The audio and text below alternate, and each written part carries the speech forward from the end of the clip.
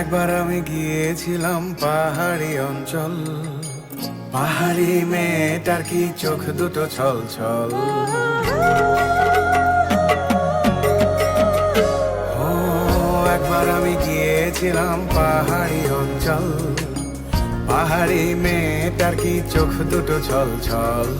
ছল নাকি জল, চঞ্চল মেয়ে তুই বল।